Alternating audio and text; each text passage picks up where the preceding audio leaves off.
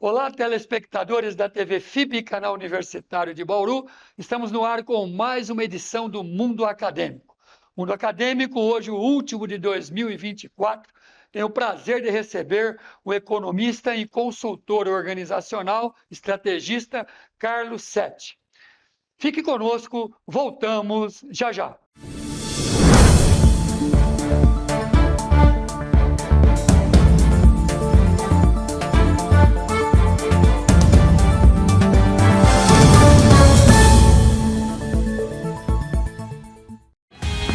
Curta a real na FIB. Prepare-se para um futuro profissional de oportunidades reais. Forme-se em um dos 20 cursos de graduação da FIB e aprenda com os melhores professores, na melhor infraestrutura de Bauru e região e em disciplinas 100% presenciais. Única com 5 cursos nota máxima no MEC. Trabalhe já nos primeiros anos. Curta a real. FIB Vestibular 2025. Inscreva-se fibbauru.br.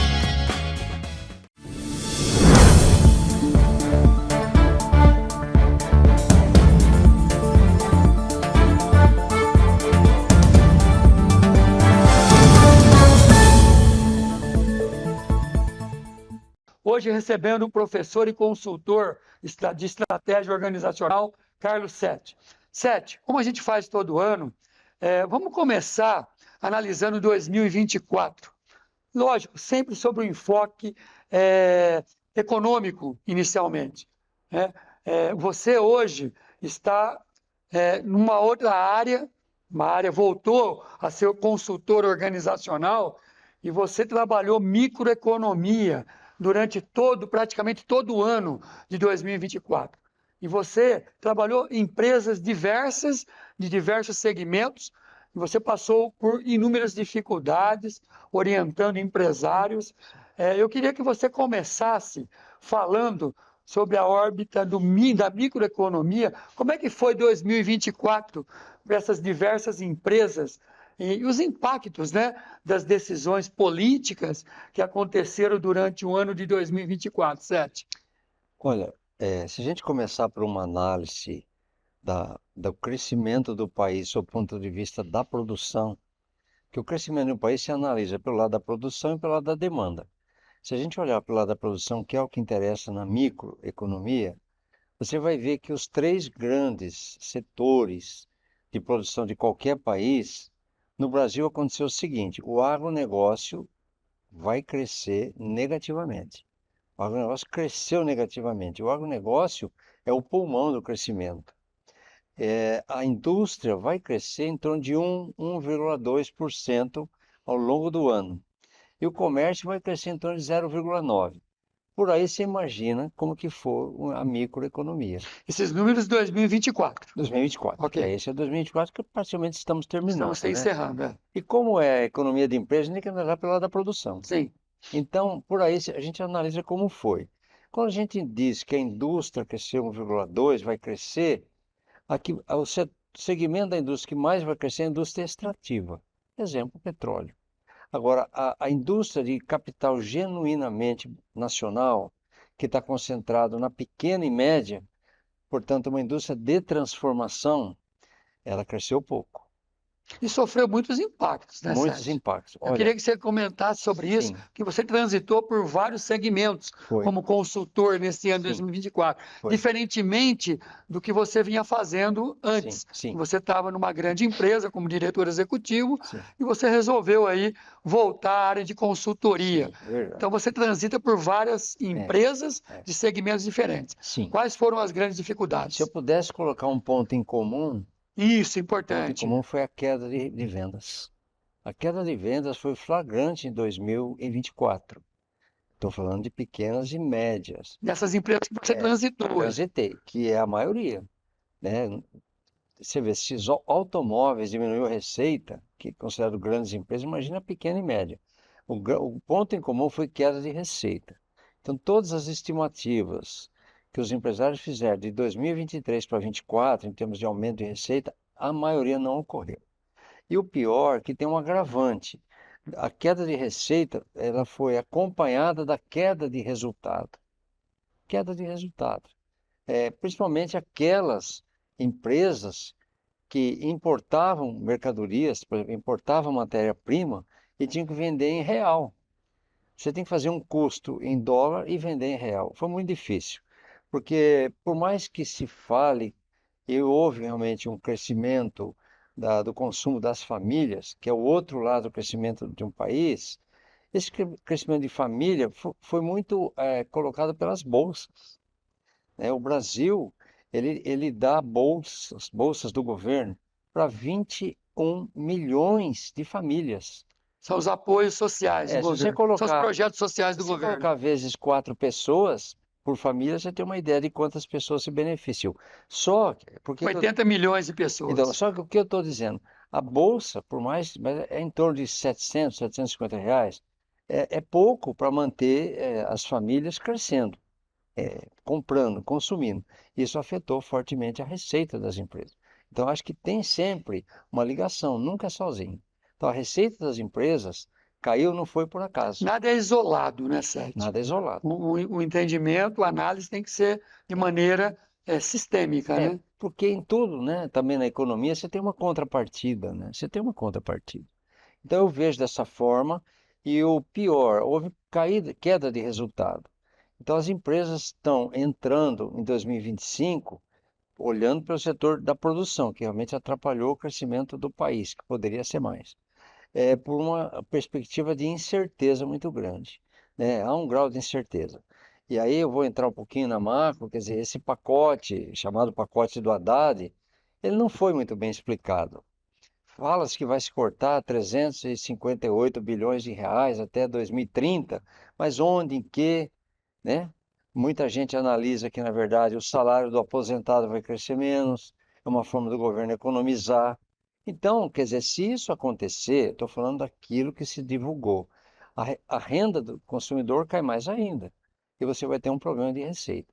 Então, eu penso que, mesmo o pacote do governo vindo, não está muito bem explicado, o mercado não aceitou, e quando a gente diz que o mercado não aceitou, não é só o mercado financeiro, esse não aceitou mesmo, esse não aceitou mesmo. Mas o mercado não é só o mercado financeiro, as indústrias vendem no mercado, o comércio vende no mercado, ou esse mercado produtivo também não aceitou.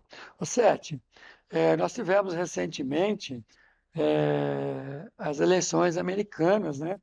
E os Estados Unidos é a maior economia do mundo ainda. Ainda. Grudadinho lá com a China, mas ainda é a maior economia do mundo. Como economista, a eleição do Trump, obviamente, impactou também, aliado ao pacote econômico doméstico do Haddad, essas duas configurações, esses dois fatores impactaram na subida do dólar, né?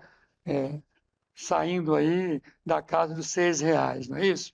Então, eu queria que você analisasse sobre o aspecto econômico para as empresas, essa explosão do dólar diante desses dois indicadores aí. Eleições americanas, voltando Trump, que é de direita, extrema-direita, né? E no Brasil, pacote Haddad, mal explicado, como você já colocou, o que isso impactou nas empresas, sob a visão micro. É lógico, falando para o telespectador, isso são impactos macro dentro da microeconomia. Sim. Você lá como consultor dessas empresas, o que você mais sentiu nesses últimos meses aí? O que mais sentiu impacto do dólar. Olha, o dólar no começo do ano estava menos de R$ 5. Ele passou de 6, né? Por acaso, eu estive vendo hoje, está 5,97. Pode até cair um pouco, mas não vai passar muito disso. Então, o impacto do dólar é complicado para a empresa brasileira. Porque há um cenário, todo cenário tem que ficar de olho. Tem que ser considerado. É o Trump ganhando, alguns analistas dizem que o Trump vai subir a taxa de juros dentro dos Estados Unidos. Mercado doméstico. Americano. Se isso ocorrer, muitos investidores estrangeiros que estão no Brasil, inclusive brasileiros, vão para lá. Brasileiros que têm dólar lá fora vão para lá. E a bolsa vai despencar mais Vai ainda. despencar mais ainda, porque a bolsa sempre é o sinônimo de setor É produtivo. o efeito manada, né? É. E bolsa é setor produtivo. Você vê, não é por acaso que nesse momento ela despencou, porque não há uma confiança na economia daqui para frente. Esse é o significado. Nós, quando analisamos aqui no seu programa, Carolina, a gente despolitiza, né? Sim, sim. A gente não tem nem Não tem cabimento. nada a ver A e B, C, nada Nada. A disso. gente despolitiza a Analisa sob economia. enfoque econômico. Só econômico. A gente despolitiza ideologia, nada disso. Estamos analisando a ciência econômica.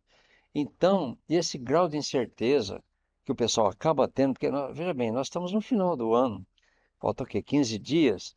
Então, isso daí faz com que a bolsa, que é o setor produtivo, caiu. Então, o que acontece? Se o Trump entrar e esse cenário de ele elevar a taxa de juros lá, como você citou muito bem, vai todo mundo para lá. E se sair também os investidores brasileiros ou estrangeiros, que estão aqui e forem para lá, o câmbio sobe mais ainda. Porque o câmbio, Bolsa cai, câmbio sobe. e o câmbio, Dólar sobe. porque ele respeita a lei de oferta e procura. Se eu tenho muita procura por dólar, que é o caso se forem embora daqui, o dólar sobe, porque o Brasil tem poucos dólares. Quando o agronegócio, da importância do agronegócio para a economia, quando o agronegócio exporta, Traz dólar. geralmente do mês de abril a julho, todo ano, é a maior exportação do agronegócio. Ele Ingresso de dólar. cai o dólar, cai o câmbio. É bom para todo mundo porque não cria inflação. É bem isso aí. Ô, Sete, você colocou uma situação aí dentro dessa análise, eu queria botar em discussão aqui sobre isso, sobre o aspecto econômico, não Certo. político, novamente, Sim, que é o nosso foco aqui. lógico. Por quê? Sobre o aspecto econômico. Nós sabemos que o governo, por meio do Banco Central, ele faz leilões dos títulos públicos diariamente para poder conter a inflação, né? Aumento do juro é um fator, né? Selic, Copom, né? Aumentando o juro, está contendo a inflação. Mas ele tem que ir no mercado diariamente para poder conter o dólar. Ele tem que ir lá e colocar os dólares dele lá, governo, ele tem dólar, ele tem uma reserva positiva ainda, muito robusta. Tem 350 bilhões. Bilhões de dólares, 350 para você que está nos assistindo. Bilhões de A dólares. reserva hoje está aproximadamente 350 bilhões de dólares. É robusta. Derivado da onde? Das exportações, né, das conversões, Isso. dos hedges, que o Banco Central faz toda essa gestão. Voltando à pergunta, por que o governo está intervindo pouco nesse mercado de dólar, né, por meio da colocação de dólar dele? Por que ele está freando isso, está deixando o mercado ajustar isso, e por isso que subiu além dos 6? Por que, da sua ótica, sua visão econômica, não política, por que ele está permitindo isso? A meu Na ver, sua visão econômica. então, a meu ver, ele não quer perder reservas. Porque se ele perde reservas, e nós temos 350 bilhões, como você citou, você tem uma percepção de que o risco do país aumenta. É por isso. E o risco do país aumentando, a análise da conjuntura cai. Hoje é B+? B+. A análise hoje, a última foi B+. B+. Aí o investidor não vem para cá. É por isso. Porém, existe uma corrente... Sobre a ótica econômica. Existe uma corrente de economistas que fala assim, que o Brasil não precisa ter 350 bilhões de reservas. O pessoal fez um estudo que basta um país do tamanho do Brasil ter 200 bilhões de reserva. Seria um equilíbrio. Isso. Aí o pessoal que considera essa linha, ele fala, por que o Brasil não vende 150 bilhões de dólares e paga parte da dívida pública? Aí o juro cairia, porque você não precisa ter juro alto. O juro cairia, incentivaria o progresso, a produção, melhor dizendo, a produção do país, geraria emprego. Tem uma corrente de economistas que pensa assim. É o pessoal desse E qual é a sua visão, A Sérgio? minha visão é essa. Eu venderia parte Você da está reserva. nessa corrente. Estou nessa corrente. Eu venderia parte da reserva. Não precisa tanto. Não precisa tanto. De fato, não precisa. Ó, 350 bilhões de dólares, multiplica por R$6. Quantos trilhões de reais você vai ter? O pessoal que faz esse estudo... Mais de um PIB, né, Sérgio? Mais do que um PIB. O pessoal fala, vende parte disso, porque o pessoal A história, o equilíbrio valeria ser só 200 bilhões, seria o equilíbrio. Não traria risco ao país. E vende isso, queima e paga a dívida do governo. Não, eu só quis trazer em discussão equilibra isso. os juros. Exato. Eu quis trazer em discussão porque o governo, eu li recentemente, ele está chamando muito poucos leilões de dólar. Porque ele não quer vender. Ele intervém, se ele intervém, ele bota os dólares dele no mercado, ele força o quê? O dólar cair. Agora, por que ele não está fazendo isso? Esse é um questionamento. Porque ele percebeu que a questão, ele está apostando, o governo está apostando, talvez alguns outros também. Que o mercado vai equilibrar isso. Vai equilibrar e que é conjuntural. Mas se não corrigirmos certos defeitos estruturais da economia, uma delas é essa necessidade do governo lançar título toda hora no mercado, que você citou. Se não corrigir isso, o avanço do dólar não é conjuntural, dispara, é estrutural. Mas o governo aposta nesse momento que é conjuntural, por isso que ele não está gastando tanto dólar para equilibrar. Mas vai chegar um momento que ele vai ter que entrar. Vai ter que entrar. E vai colocando os dólares deles nos leilões para forçar a queda do dólar. Porque ele deve ter um teto, de uma curva de teto analisada. Pode ter que parar aqui.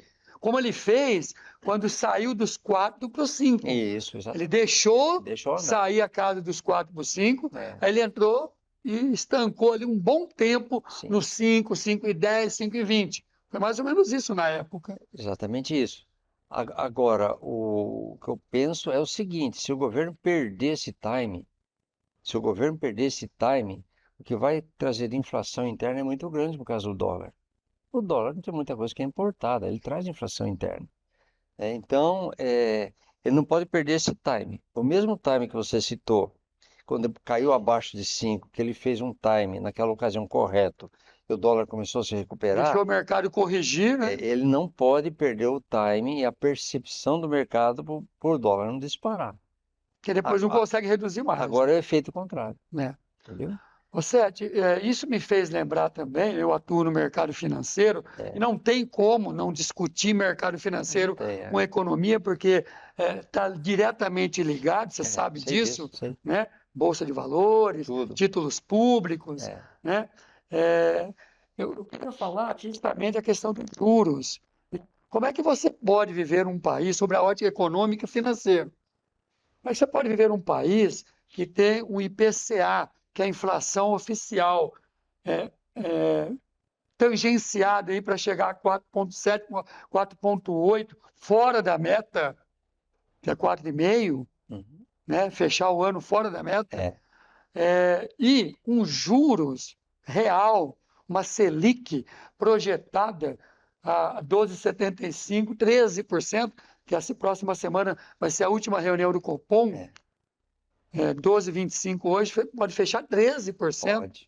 Projeção existe até de 13%. Sim, então, 13% de juro, menos 4,7% de inflação, você tem um juro real de quanto num país desse? Como uma economia, sobre a órbita econômica, pode rodar em nível de microempresário, no empresário onde você dá a sustentação hoje, não roda, não tem como rodar. E o pior é que encarece o custo financeiro. Eu estou errado, sobre essa análise? Não, você está certo. Análise financeira, você analisa a economia. Então, eu vou falar 2 variáveis em cima dessa análise sua. A primeira, de 12 para 5, vamos arredondar a inflação, o cara ganha 7. Não tem país no mundo que dê 7% real. Exatamente. Então, é sobre essa visão que eu quero comentar. 2 coisas, né? O cara não vai tirar o dinheiro, se ele tiver dinheiro aplicado, para pôr no setor produtivo. Exatamente. É uma outra discussão, então, não vai. Mas importantíssima. E o custo financeiro para quem é tomador de empréstimo, então vamos analisar esse lado. Exato, é outro problema também. Pequena e média empresa. Ela está pagando hoje... Ele empresta quanto, no mercado financeiro? PJ, pessoa jurídica? 30%, 35% ao ano. O cara não aguenta, porque ele não consegue... Ele está pagando 3 Selics. Então, ele não consegue repassar. 3 Selics ao ano. Não consegue repassar no custo do produto dele. Pode, não consegue. E para o cara que é pessoa física... Estamos assistindo, como isso acontece? São embriões que travam a economia. O mercado financeiro, o governo trabalha com juros elevadíssimos para conter a inflação e ele traz Mas é um uma tiro- recessão no mercado. E é um tiro no pé, Um tiro no pé. porque aumenta a dívida do governo. Exato. Por quê? Porque Ele tem que colocar título. Exatamente. E quando a gente faz a conta, que é uma terminologia um pouquinho agora economês, mas quando a gente fala assim, superávit primário, é a receita do governo menos despesa, sem o juro. A hora que você põe o juro, vira infinito. Porque cada vez que eu vou no mercado, jogo esse título e pago 13% ao ano, eu aumentei minha dívida. Aumentei Exatamente. minha dívida total. Então, você concorda Hoje, comigo o pagamento de juros, Carolina, o pagamento de juros no Brasil é maior do que o orçamento que o governo federal colocou para a saúde. que é uma loucura isso aí. Como é que alguém pode pagar de juros mais do que para a saúde? Mas por quê? Porque ele está usando o instrumento dos juros elevados para poder conter a inflação. Só isso. Então, Mas aí ele causa o quê? Uma recessão exceção. sob a visão, sob a ótica da Agora microeconomia. você imagina. Não é isso, É certo? isso, exatamente. Agora você imagina o lado da micro. Então vamos dizer, um médio empresário. Médio empresário hoje, um cara que fatura 40 milhões no ano. No ano. 40 milhões no ano. Algo como 3 milhões e meio por mês.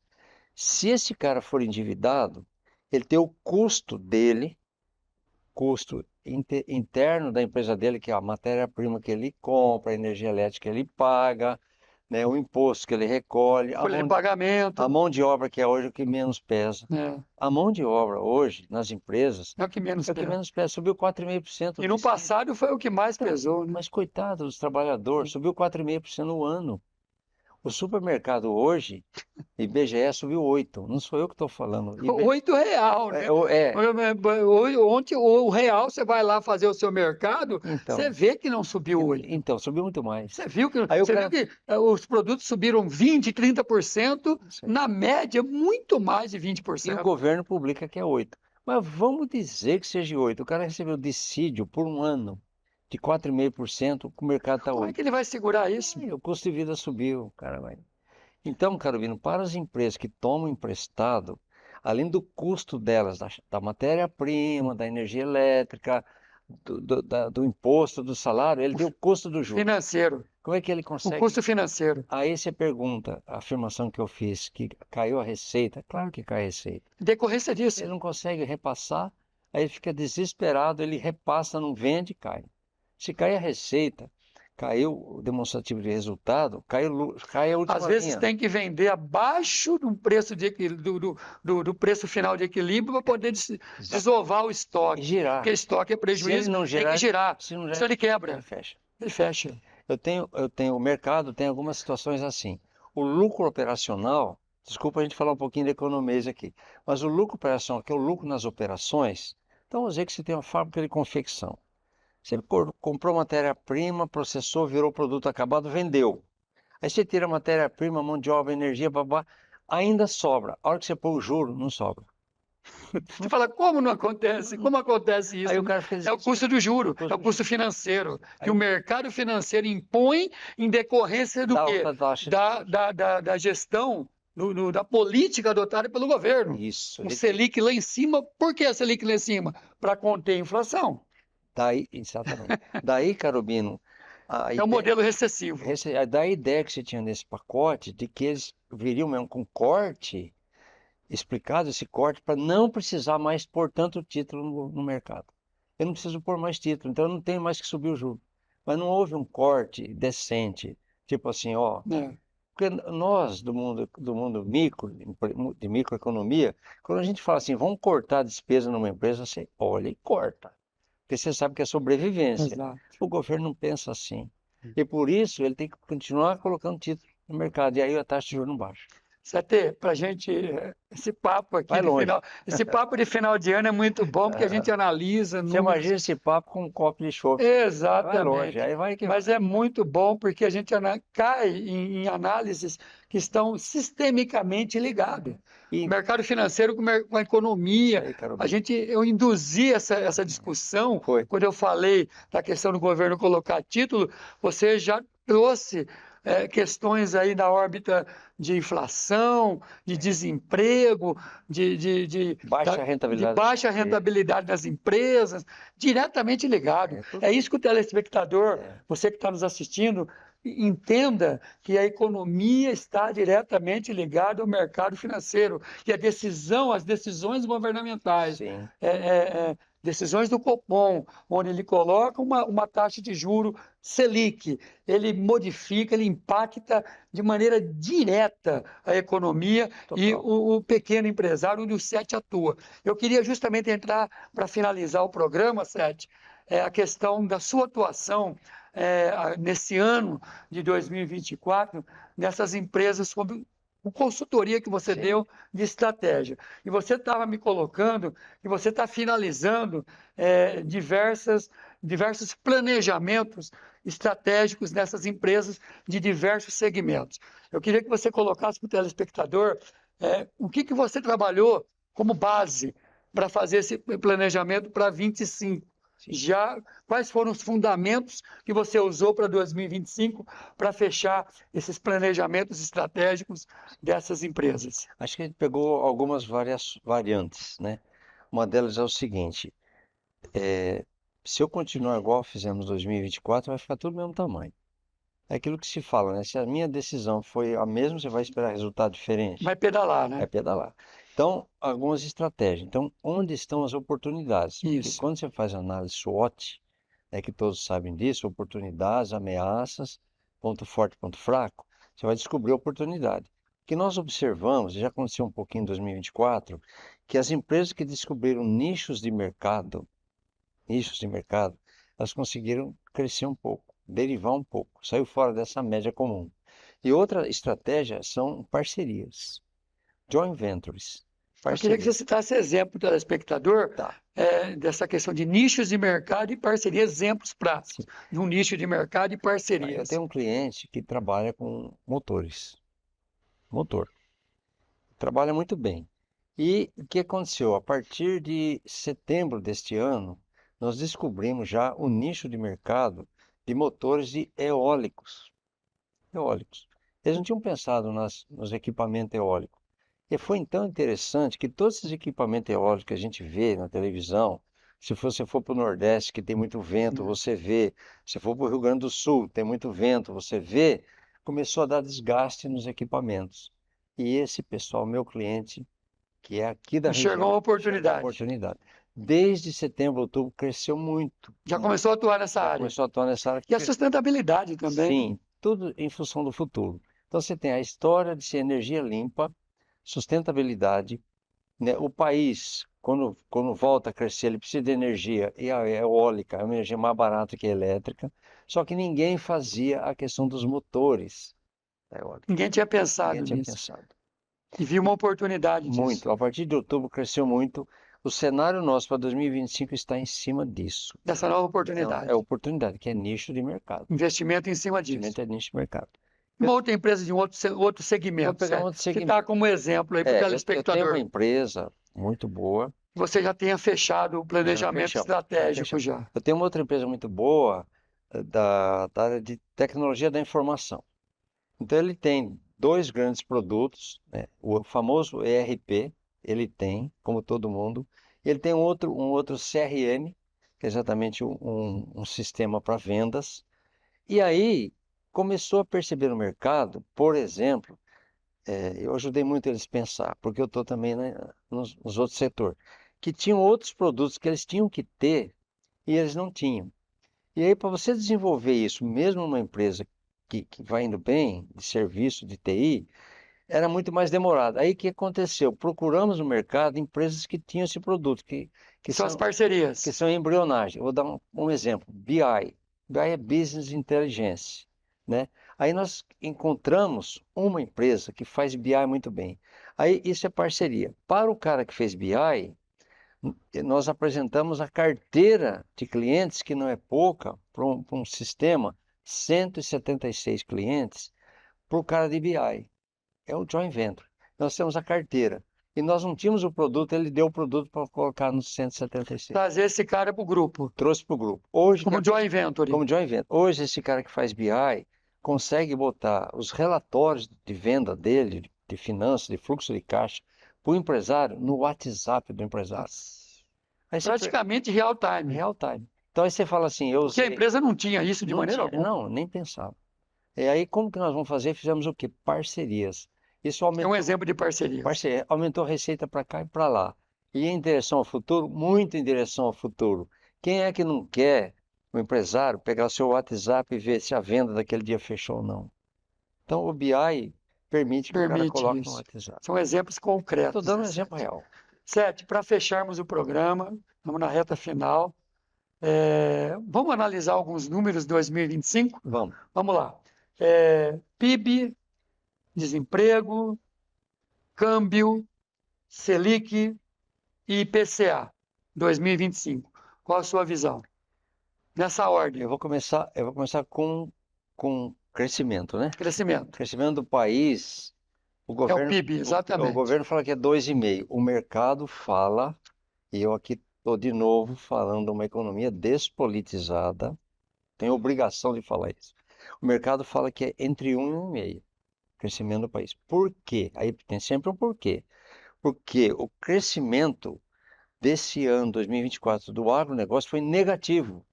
Então, não se estruturou esse ano para o ano que vem crescer. Então, um dos fatores que vai segurar o crescimento do ano que vem é o crescimento negativo do agronegócio. Você acha que em 2025 o agronegócio também vai vegetar? Vai vegetar, por falta de recursos. Esse ano, nós demos uma palestra a seu convite para o Banco do Brasil, está Isso. lembrado? Na Lembro. feira. Foi no Na início feira do que ano. o Banco do Brasil me convidou para dar uma palestra sobre cenário. Você lembra bem o que eu Foi. falei? Ia faltar recurso. Faltou Faltou recurso. recurso. Então, veja bem, se faltou recurso para eu plantar, faltou recurso para eu comprar o trator, como é que eu vou crescer? Né? Então, Sendo que num segmento que era o alicerce da economia, né? peraí. E o que a gente fala assim, não é só o arroz. A hora que o arroz é colocado no supermercado, eu tenho o frete que trouxe, eu tenho o supermercado que Está comercializa. gerando, Economia. está rodando a economia, Vou dar um né? exemplo do arroz, isso vale para carne, Exato. isso vale para tudo. Então, o PIB, você acha que aí 2024 fecha em 3,5 esse ano? Em 1,5. Esse ano, Esse ano está 3. projetando 3,5. Mas é o governo. 3. 3. E 25, 25, 1,5, minha aposta, por conta 1,5. desse O fundamento que eu mercado te tá, falei. o governo está atuando em 2,2. Então, porque o governo, Você joga para menos, 1,5. por um lado, e até o mercado joga, viu, Carolina? É o mercado que joga. Tá. Se eu fosse o governo, o governo também tem que puxar para cima. Qualquer que fosse o governo. Né? Ele tem que jogar para cima, porque se ele falar sempre, não, vai ser Impactar o mercado. 1%, É dar o recado para o o mercado. mercado Né? já fala, pô, se o governo fala que É para dar o recado para vai o dar mercado. meio, né? Né? Então, Sete, por isso. e o desemprego 2024 projetado 6,8 pelo IPEA, né? E 2025 7,4. Eu fecho com essa projeção de 7. Você mantém? Mantém 7,4. Você acha um estável bom? Vai Isso? crescer. Vai aumentar o O desemprego. desemprego sai de 6 para 7,5. É. Vai crescer. Mas já tivemos lá 11,5, né? 12, né? Não, 7. sim, mas vai crescer. Ah. Toda vez que vai crescer o desemprego, vai ter, É uma notícia ruim. não, e vai ter menos renda no mercado. É uma notícia ruim, é espiral isso E aí, sabe né? por quê? Já é reflexo do crescimento baixo que as empresas tiveram esse ano, tanto Perfeito. indústria como comércio. Perfeito. Não- Câmbio 7. Sabe, muita gente está esperando o Natal, sabia? Certo. Câmbio. Câmbio, a disparada, já explicamos o porquê. Por quê? Né? É. Você acha que fecha em quanto esse ano? Olha, eu assisti a O uma real. esse, O câmbio efetivo. esse ano fecha em torno de 6,10, 5,90. A gente quando fala, porque o câmbio é Essa faixa de 5,90 a 6,10. Então você imagina assim, R$ 6 como fechar. Falta poucos dias. Tá. O governo aposta que vai ser menor o ano que vem, o câmbio vai baixar, mas o mercado aposta que vai crescer. O mercado aposta que o ano que vem vai ser 6,20. Mas, eu acho que o governo pode atuar mais ostensivamente e segurar esse câmbio, porque ele não está fazendo Ele no não está momento. fazendo no momento. Porque o governo Você já tem explicou medo de o porquê. perder reserva, Exato. é disso, mas ele devia atuar. Mas mexe no micro e na microeconomia das Com empresas, certeza. né? Perfeito. Todo mundo fazendo hedge, em torno de quanto, Sérgio? Os hedge. Para quem não entende hedge é proteção, né, Sérgio? Proteção. Olha, quando você vai financiar rapidinho, quando você vai financiar uma mercadoria importada, e muitos brasileiros importam, ou uma máquina, você for fazer um financiamento da importação nos bancos, você traz em moeda estrangeira. Aí o cara quer travar o seu câmbio, chama de hedge, né? O que eu tenho negociado, a trava de câmbio, é assim, para 6 meses o banco te empresta, mas ele quer 6,20. Já está projetando 6,20. E E quem melhor que banco sabe projetar dólar? Fala para mim. Então, quer dizer, por isso que você colocou aí 6,20 como, Por isso que eu como falo, cara, nível do por isso que eu câmbio. falo que o mercado pensa diferente. Eu estou tentando aqui traduzir o mercado. É certo. minha obrigação, 7, como professor até. certo. Selic, 7. Sobe. A Selic sobe. Enquanto o É a governo, arma que o governo tem, então, né? enquanto o governo precisar ir no mercado, trocar o título dele, a Selic vai estar alta. Porque tem que ter uma atratividade. Esse governo está se endividando. Esse ou qualquer outro. Está se endividando. Então tem alguma atratividade para comprar o papel dele. A atratividade é os juros. 7, 12,25 é o que temos hoje. Hoje. Antes da última reunião, que será agora em dezembro ainda. Vai subir de meio a 1. É a projeção de É a mercado. projeção de mercado, de meio a 1. Agora, o ano que vem, vai ficar nesse Esse patamar. patamar. Vai Pelo trocar, menos o primeiro vai semestre. trocar o presidente do Banco Central, que o nosso presidente criticou tanto, que ele era o responsável para o país não estar crescendo. O Roberto, né, Campos Neto. Campos Neto. Eu fui aluno do vô dele, Roberto Campos, que foi ministro da Fazenda no governo militar, mas ele dava aula, eu fui aluno dele. Então hoje eu vejo que o neto dele é presidente do Banco Central. É. Houve muita crítica, mas não tem como o novo presidente, indicado pelo atual governo, baixar a taxa de juros abruptamente. Não tem. Não tem. Isso daí já foi feito no passado e não deu Não certo. deu certo. A gente sabe disso. Então você acha que vai tá transitar alto. aí por 13% do primeiro semestre? Vai. É a projeção do mercado. Olha. Primeiro semestre de 25, Selic em torno de 13%. 13%. Pode ser 12,5%, 13,5%, mas 13%. Nessa faixa aí. Vai estar alto. 7. E por último, o IPCA hoje está projetado fechar o ano 4,7, 4,8. 5%, né? Para 25, 5%. Eu acho que sim. Vai se manter no nível oficial. Então, acima do teto. Vai depender muito O teto é 4,5, né? Então, mas vai depender muito da recuperação do agronegócio. Como que vai chegar a comida na nossa mesa? Nem tanto na sua, na minha, que a gente é classe média, mas no cara que ganha piso da categoria, o cara que ganha salário mínimo. Eu não poderia encerrar o ano, eu queria aqui te presentear com esse livro aqui, queria que o Henrique me desse um zoom aqui, né? É um livro do nosso curso de Poxa, administração. legal. Anualmente nós editamos um livro, Que né? legal. Onde tem artigos de professores do curso de administração e professores convidados. Que Né? bom. Deve ter um artigo meu aqui, da Marinês, que é minha esposa, gestão de negócios, estudos interdisciplinares. Os organizadores são o professor Guilherme, a professora Jaqueline e a professora Tatiane, que é a nossa coordenadora de curso. Então, eu queria presenteá-lo com esse livro, que você faça boas leituras, né, dos artigos aí. Obrigado, que nós Ricardo. conseguimos colocar aí em evidência nesse livro. Obrigado. Aí, pessoal. Excelente. Vai estar em alguma biblioteca? Sim, está na livro das livrarias aí. Livrarias para vender. Isso, para vender. Ó, Tá bom? gestão de negócios. Acho que estudos interdisciplinares. Acho legal. Calvino fez uma dedicatória que eu vou ler. Ao amigo Carlos Sete, boa leitura e um grande ano de 2025. Carobino e Marinês. Eu agradeço de coração. Marinês é minha amiga também, psicóloga, professora aqui na faculdade. Obrigado, Obrigado, Sérgio. Carobino. Eu que agradeço. Feliz 2025 para você e Obrigado, toda a viu? sua família. Obrigado. Que nós possamos aí durante todo o ano de 2025 estarmos juntos novamente. Você aqui em parceria conosco nos cursos de pós-graduação, sempre aceitando os nossos convites aqui do mundo acadêmico para discutirmos mercado. Isso é importante. Né? Obrigado de coração pela sua presença durante todo 2024 e que nós possamos ser muito felizes e você que está nos assistindo também junto com a sua família possa ser muito feliz, muita paz no coração, muita saúde acima de tudo e emprego.